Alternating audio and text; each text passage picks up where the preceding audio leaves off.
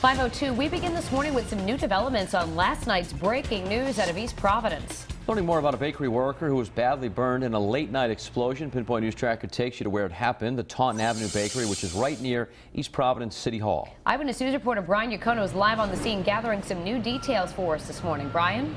Well, Danielle, good morning. Typically at this hour, 5 o'clock now, this bakery would be open for business. Instead, it's roped off with yellow police tape. And I want you to see the damage to this building live here this morning. This one outer wall completely blown out from the building. The front wall you can see clearly buckled, and we have a clear view into the bakery itself right now, including up into the rafters. National Grid is here on the scene, and they have been through the night. They are just now filling in a hole on the street where they've been working as well. And let's show you just how active the scene was last night while fire crews were here. The explosion here was reported right around 10 p.m. We do know one employee was inside the bakery at the time. He, however, was outside the building when fire crews got here.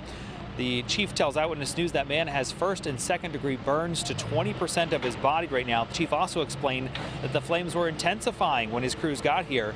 His first order of business was shutting off the gas at the building and then getting National Grid here. As I mentioned, they are still here this morning to turn the gas off at the street level as well.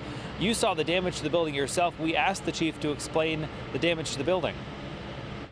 The facade of the building, that's a glass panel. The structural integrity of the building, I don't think, has been compromised due to the structural steel that's still there.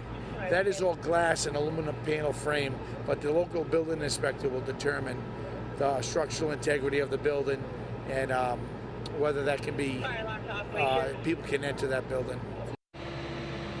Now, the name of that employee who was injured, again, burned on 20% of his body, hasn't been released this morning. We also don't yet know what that employee may have been doing in the building at the time. Coming up in our next half hour this morning, we'll take a closer look at the history of this bakery. It's a well-known one here in Rhode Island. With the Providence Mobile Newsroom, Brian Yacono, Eyewitness News.